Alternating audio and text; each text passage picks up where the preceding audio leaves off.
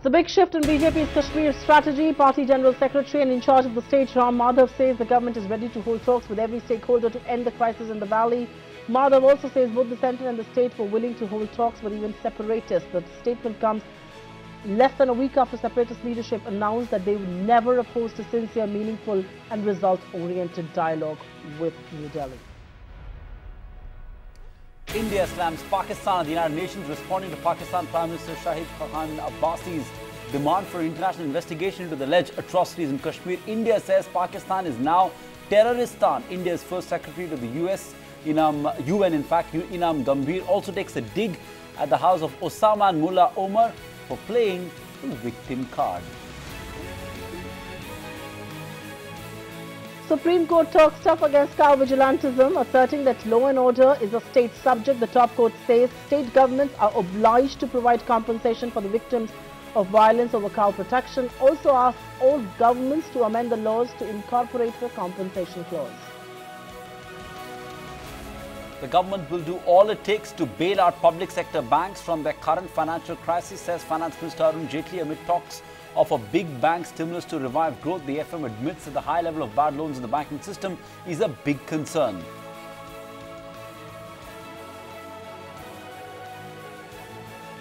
It's a big boost for affordable housing. The government extends the interest rate subvention scheme for mid-income groups by 15 months. Interest subsidy of 2.6 lakh rupees for homes worth up to 30 lakh will now be available up until March of 2019. The sell-off continues on D Street. Nifty slips below the 10,000 mark, even as the Sensex tanks almost 450 points, mirroring the weak global sentiment. Metals, realty and PSU banks come under heavy hammering, and the rupee slides further to cross 65 against the greenback to hit its lowest level since 5th April this year. An Uber drives out of the city of London, loses its license to offer ride-hailing services in the capital city of Britain, rejects the company's application to extend its license, which expires on the 30th of this month. The London city authorities say Uber's approach and conduct demonstrate a lack of corporate responsibility. Also assert Uber is not a fit and proper private car hire operator. And Bollywood flick Newton will be India's official entry at the Oscars next year. The selection committee of the Film Federation of India picks the Amit Masurkar movie for the prestigious award, says the choice was unanimous.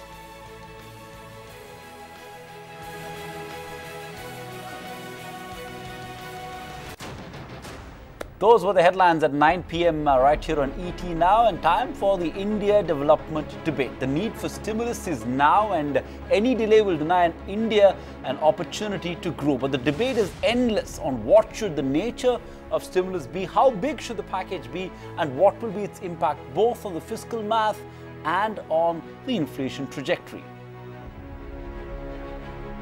Indeed, and so, as always, we decided to pose the questions to two of India's finest economists. Two men who disagree vehemently over the fiscal stimulus but agree on one thing, that India must grow and we must rise with India. On India Development Debate this evening, get set for a direct face-off between former RBI Governor Bimal Jalan and JP Morgan's Jahangir Aziz. I'm Supriya Srinath, and with me in Mumbai is my colleague Sandeep. So thank you, Dr. Jalan, and thank you, Jahangir, for being with us this evening. Can't appreciate you taking time out and talking to us on the fiscal stimulus.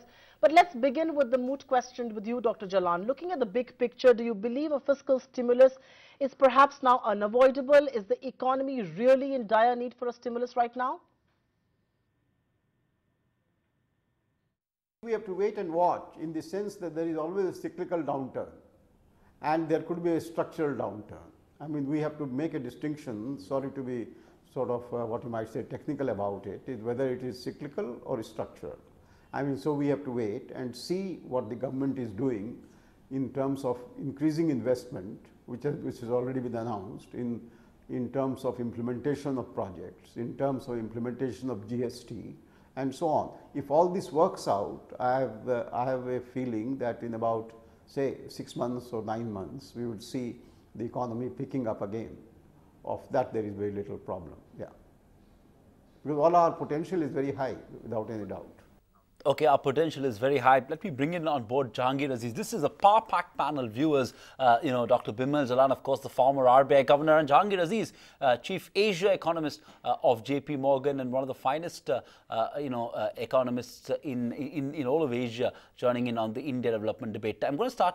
My first question to you, Jahangir, is to pick up from the point that that Dr. Bimal Jalan made on the need for stimulus, and he believes that there is, that there is scope for it, and he says let's wait and see if this downturn is cyclical or structural. So let's begin by asking you fundamentally, the straight question: does India need a fiscal stimulus, or do you think we can wait for 6 months? I think it's an excellent question. I'm glad that you asked me.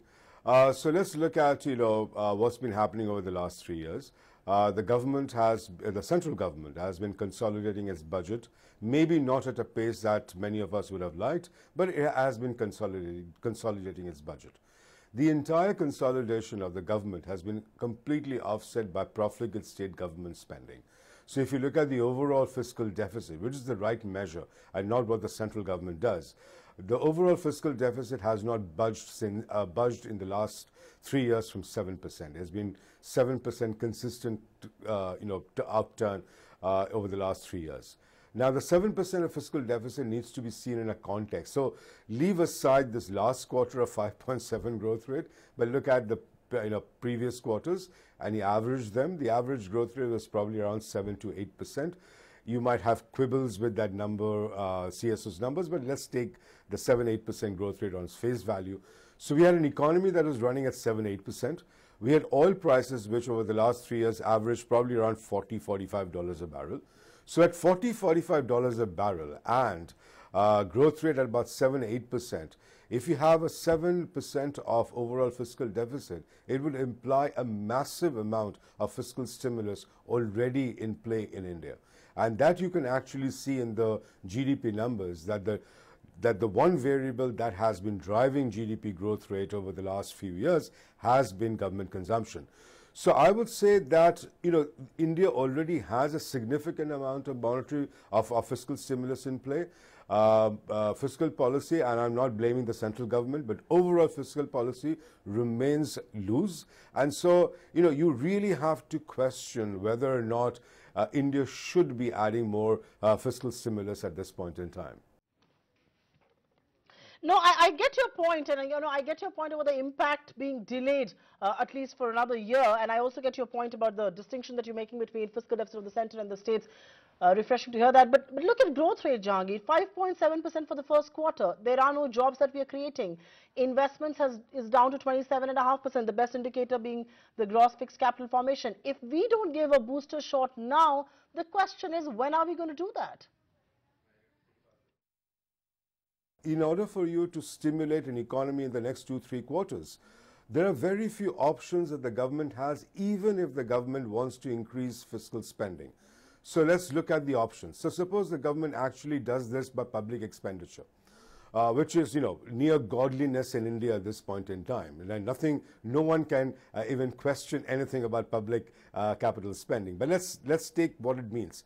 So unless the government has shovel-ready projects, which let's say they had planned to do in 2018 and bring them forward, unless that is the case, if the government is now going to plan new investment, plan new public spending, then by the time it is planned, designed and implemented, the contracts are given out, it will be at least a year, which means that the impact of public spending will actually hit the economy a year from now. How do we know that a year from now you actually need any fiscal stimulus? So that leaves you with two options. Either you want to cut direct taxes or indirect taxes. Now, direct taxes, we know all over the world that direct tax cuts have an impact in the immediate future only if that direct tax cut is seen as permanent by the households. So if the households don't see the direct tax cut as being permanent, they are basically going to save all of that. So that's really not going to work.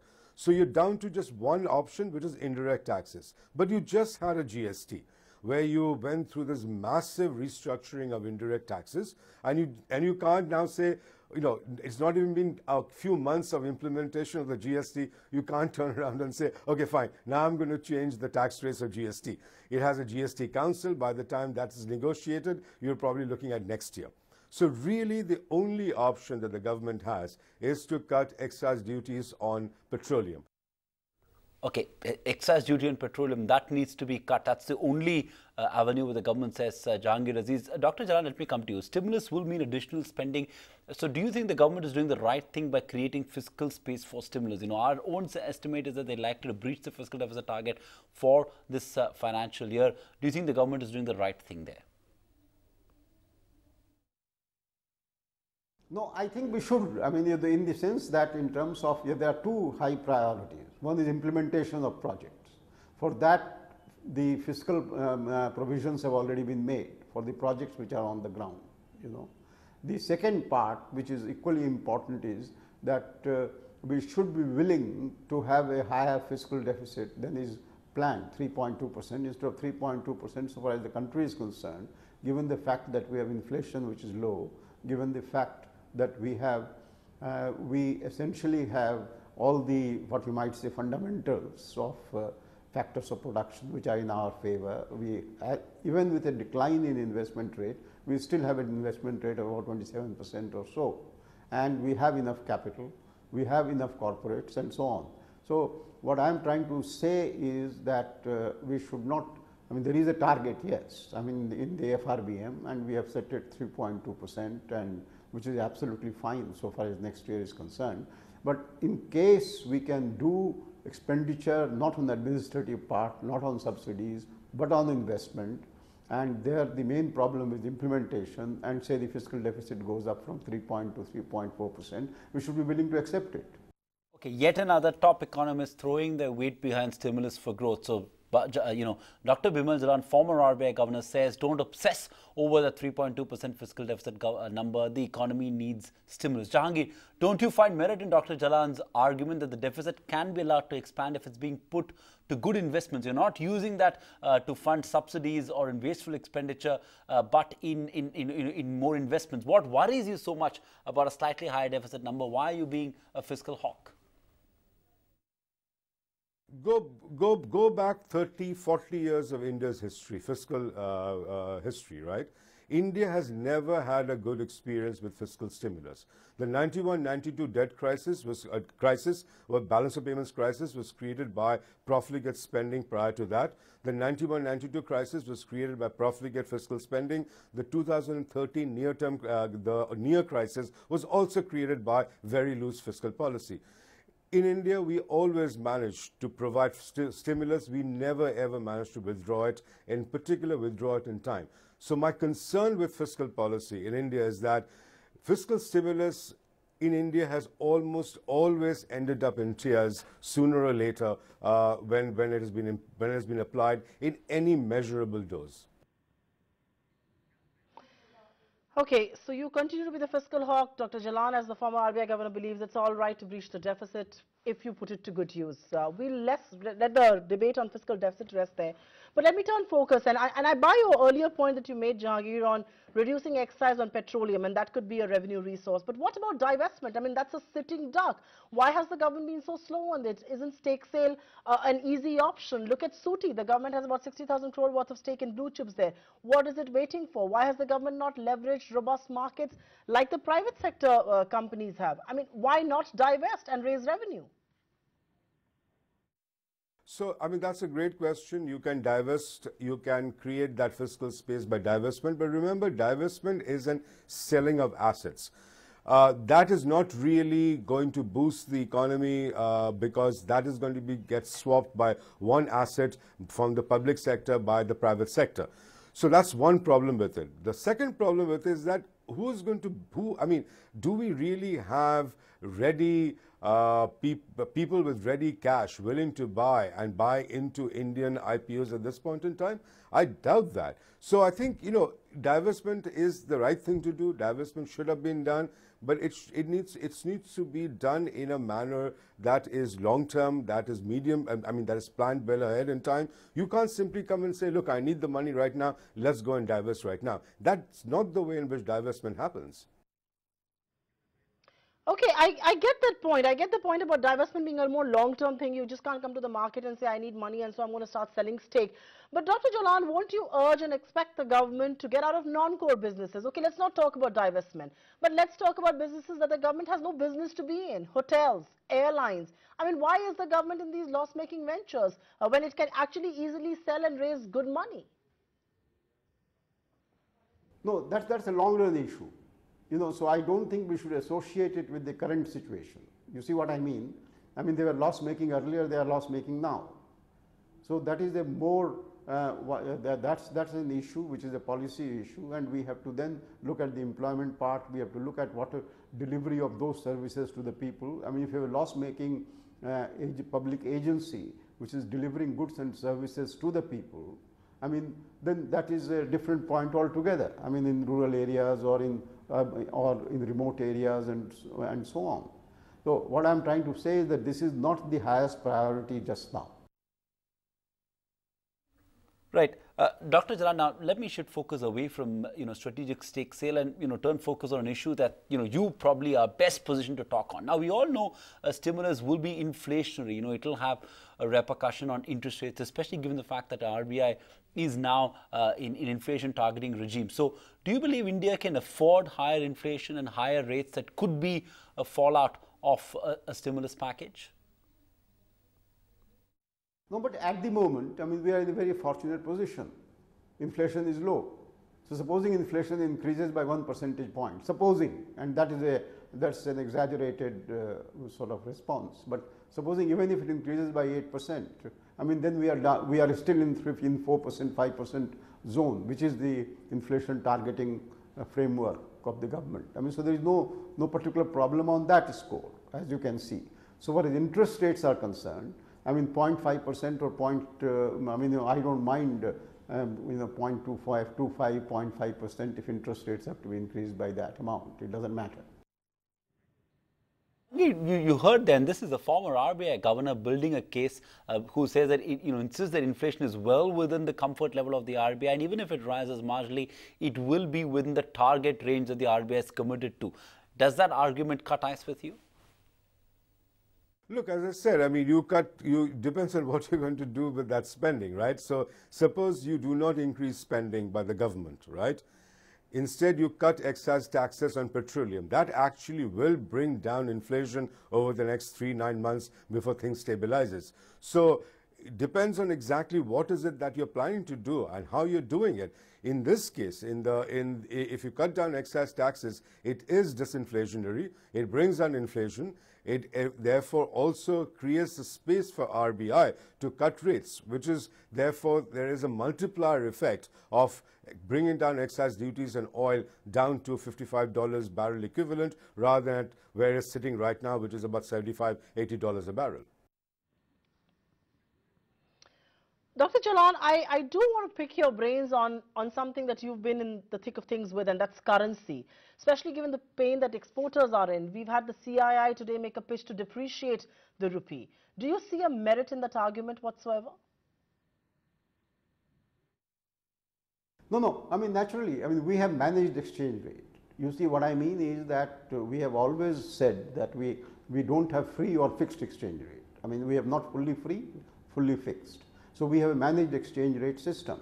So at present, at the particular point of time, when you are very comfortable with foreign exchange reserves and you are comfortable with whatever is the inflation rate, and then at this particular point of time, I think there is no harm, in my view, in trying to actually let the currency depreciate so that we are effective in effective terms. You see, there is a real effective exchange rate, that we are competitive.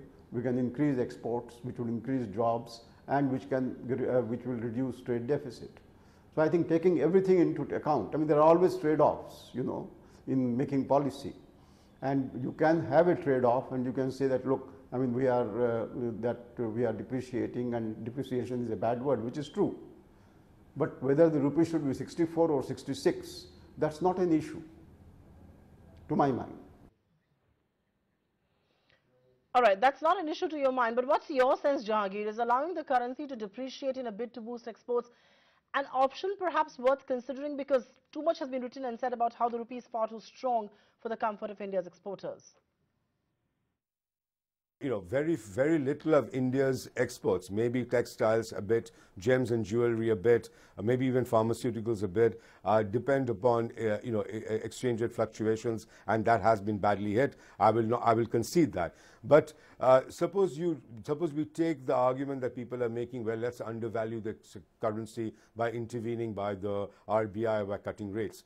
A depreciation of the currency at this point in time will necessarily increase inflation through imported inflation, and therefore the 4% target now becomes 5-6%. So instead of even managing to reach 4%, we are now going to be hitting 5%, which now necessarily will require RBI to raise rates. So you can't have it both ways.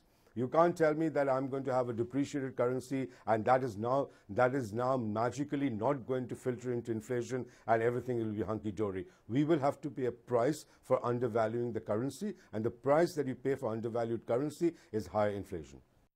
Right. Dr. Jalan, the other thing that now a lot of economists are talking about is using the forex reserves. We've got a war chest of $400 billion now. Is it wise to sort of now keep building on our reserves, or do you think that this war chest can be tapped into by the central bank? Of course. Reserve Bank is already using some of the foreign exchange resources, for example, to intervene in the market and so on.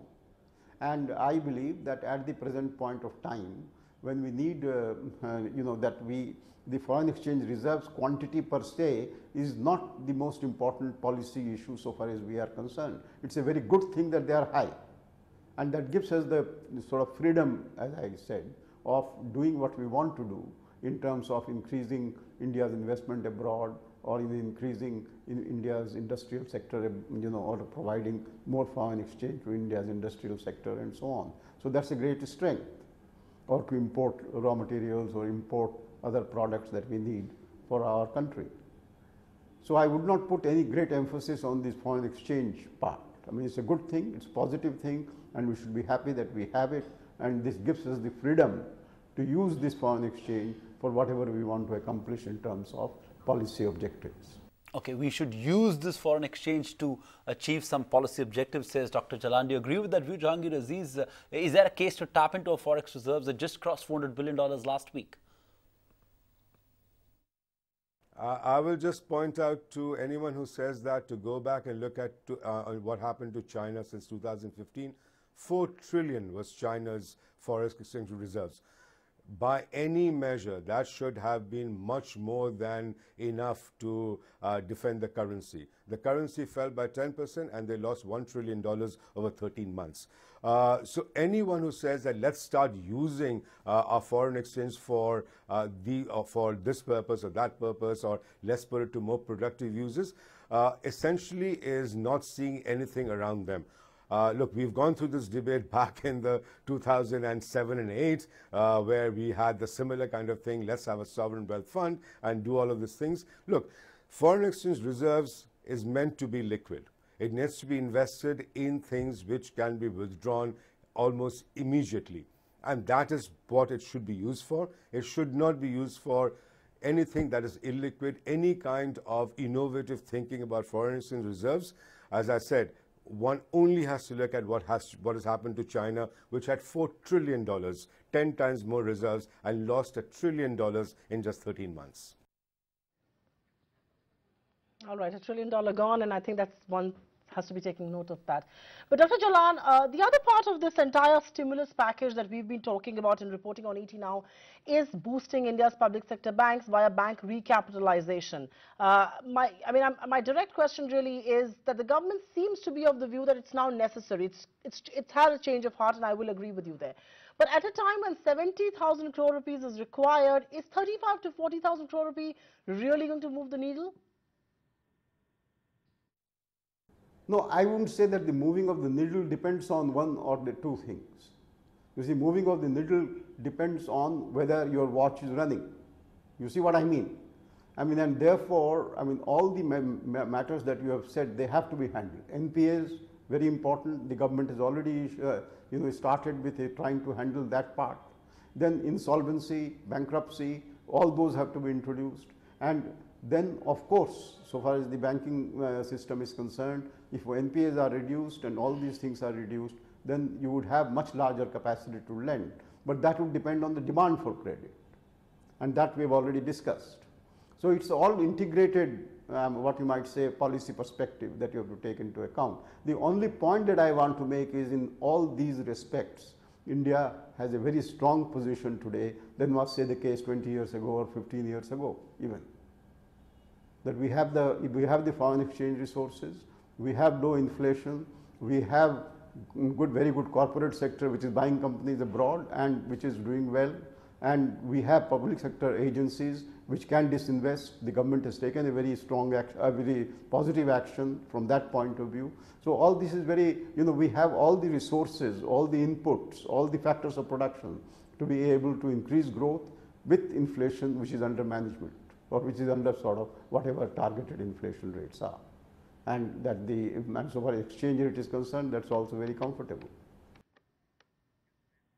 No, I can't not agree with you on this. And Jahangir, I think I would like to throw my weight behind what Dr. Jalan is saying here, that you have to look at the whole picture. You've got to look at NPA management and then talk about recapitalization. But in your view, is bank recapitalization important for credit offtake? Is it perhaps the right thing to do, pump in more money in PSU banks that are starved of funds right now? So let's take the argument, right? I mean, the argument assumes that lack of bank credit is a binding constraint to growth.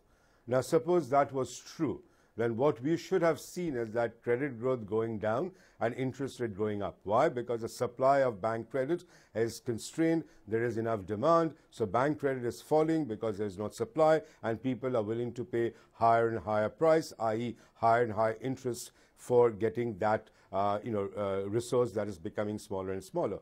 Instead, what we have seen is that bank credit has actually fallen. Industrial credit has been negative for quite some time. However, that has been accompanied by actually interest rate declines in interest rate, significant decline in interest rate, which would point to the fact that maybe supply is constrained, i.e. banks are not being able to supply credit because they have NPLs, but really it's a demand problem. And I think because there is no demand, that is why there is no corporate investment. Because there's no corporate investment, there is no demand for credit.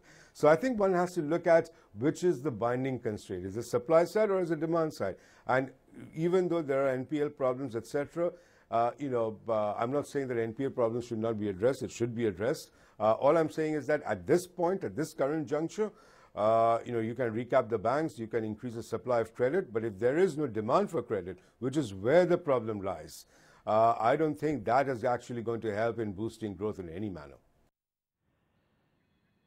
All right, Jahangir, Aziz and Bimal, Jalan, you've chosen to disagree this evening, but I think you've put the entire fiscal stimulus and the entire fiscal math and everything related in perspective. You've thrown both sides of that argument, and I like the fact that both of you agree that we must rise with India. Thank you very, very much, Dr. Bimal Jalan and Dr. Jahangir Aziz, for being with us on the India development debate. Appreciate it. Thank you.